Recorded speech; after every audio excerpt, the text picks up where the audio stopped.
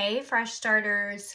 Welcome to today's training. My name is Jess, and I am here today to talk about adding daily posting and how to kind of beef that up. So this is a great piggyback off of Lauren's training from yesterday. So if you did not catch that training, stop right now, go back, watch hers first, and then come back and watch this afterwards. So to refresh, because I'm a teacher and so I'm always like, let's review what we know. What Lauren had shared yesterday was to make sure that your posting is authentic, engaging, and professional, and to boost your know, like, and trust factor, which if you get any kind of training from anybody about direct sales, they are going to use that buzz phrase, know, like, trust. Okay, so let's jump in and talk about how to solve the problem of no traction. So drop ugh or face palm or a sad face in the comments if you feel like sometimes you're getting no traction from your customers or from your social media following. So you are making posts, but nobody's seeing them, or nobody's responding to your questions. So tip number one, write this down. And I'm going to challenge you to start doing this. Reply to all. So this is really huge in getting your algorithm up and getting people to see things. So if you make a post, no matter where it is, really take some time to go back and reply to every comment. Now, you may be thinking like, what would I say? I get that. Here's some of my favorite cheater ways. So I might use a GIF reply. I might use an emoji reply, or I might use just a standard like yes or 100% or absolutely. It doesn't have to be this huge thing, but when you start interacting and replying to comments, your posts are going to be pushed out more in their notifications, and so you're going to get more traction. Now, tip number two, I don't know how many tips I have, and I might lose track of counting. So tip number two is be sure your posts that you're creating have a call to action. So what do we mean by that? Well, it should have like an A, B, C, D, right? Something that people can quickly respond to, a yay or a nay, or drop your favorite emoji, or drop your favorite GIF, something that doesn't require them to type a whole lot. Then they'll reply to your post more often. And then again, you're going to reply to their comment. This and that, another great easy way to do it. So call to action is tip number two. Now, one of the important things you need to stop doing, tip number three, stop right now. Put your right hand up. This is my left hand. Put your right hand up.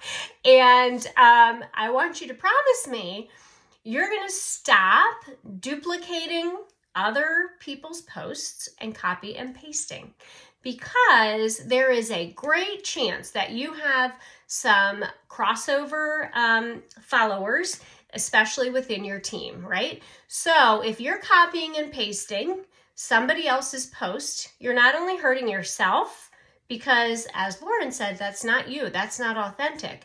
You're hurting that friend of yours that you copied and pasted from, simply because now it looks kind of like gross, right? Like, oh, well, all the lemongrass spa consultants I know are all posting the same thing. So you really have to be careful with not doing that. You can make some simple tweaks to things. A simple tweak is changing the wording, changing the call to action, changing the graphic. So that is not difficult. The internet is full of free ideas, and we're going to get to that next. You can take somebody's great idea and make it your own, right? And when you do that, you're being more authentic, you're more trustworthy. Okay, so that's tip number three. So tip number four, where are you going to get this stuff, right? So here are some ideas I have for you on where to get things to create your own content. Okay, first of all, Pinterest is a great resource. So let's think back to the month of January or think ahead to the month of February. If you look up hair care tips on Pinterest or skincare tips for winter, okay? ChatGPT is one of my faves. You don't have to be an expert on anything anymore. It's fantastic. You just need to have a search bar. And so I just did dry January in my VIP group. Now, not like the cocktail dry January, but like dry skin head to toe in the winter, right? And all I did was go on ChatGPT and type in tips for staying hydrated in the winter, and it gives me a whole list of tips. Do not copy and paste, because that's not authentic. But you can take that information and you can turn it into your own wording, and it makes life so much easier. There is HG Weekly Post. If at the very minimum, if you are using the HG Weekly Posts, or daily posts, sorry, and I hope that you are, you need to be making those graphics or those ideas your own. Again, authenticity. Again, Facebook kind of has this weird thing where if it has the same graphic over and over and over again, it doesn't like it. There is a group called the Graphics Garden where you can kind of pull graphics from and use them. If you're not familiar with that, ask your upline how to find it. Google, great resource. If I want like a meme or some kind of graphic, I often just search that up in Google, and then I go to images, and there's hundreds of them. You know, you don't have to invent the wheel. And then also your customers. So if your customer sends to you, I absolutely am so thrilled that I finally tried the Healing Balm because it has made such a difference with XYZ in my family. Okay, your reply is, that is amazing. Can I use your testimony in our community group? And maybe even ask if you could have a photo, and they might be willing to do that. So customer testimonials are a great way to create content as well. Now, you can also, there's 2 free websites that I use. Canva is free up to a point. There is, there's like the paid version, which I use. It's premium. That's the word I'm looking for. So you can pay for the premium version, but you don't need to jump right in. I didn't pay for the premium version until a year ago, and I did just fine, okay? So if you're like, I don't have the money for all this, that's okay. CinchShare has a ton of content that you can use. And WordSwag is another app that I use a ton, that I only use the free version, but that is super quick and super easy.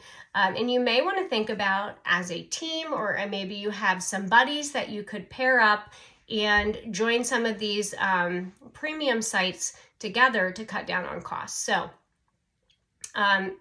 easy ways to create content there. So let's talk about your homework, and I'm going to post about this too, but here is my last tip for you, and that is to think about, so Lauren's homework was, let's talk about our personal page. Now my homework is, let's talk about our business page.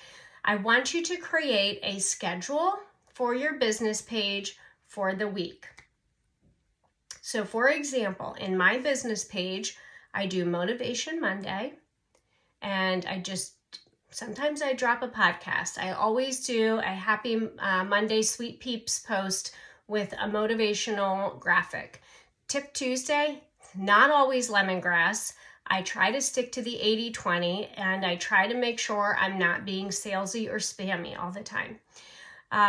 Workshop Wednesday, one of my biggest draws is I go live every Wednesday and share how to use a product or what works for dry skin, those kind of things. So there's going to be some training on lives. Stay tuned for that. Thursday, I try and do something funny or a question of the day.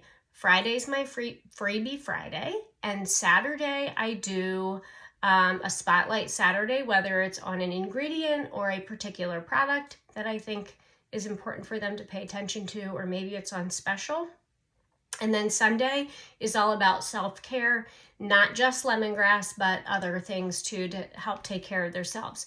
So what I would like you to think about doing, and it's going to be posted in the homework post too, is what schedule can you create for yourself to do one post a day in your group that you have created? What could you make a schedule so that you are setting yourself apart from being spammy and salesy? So I hope these tips were helpful. I'll drop some notes in the comments, and I'll drop the homework under the homework.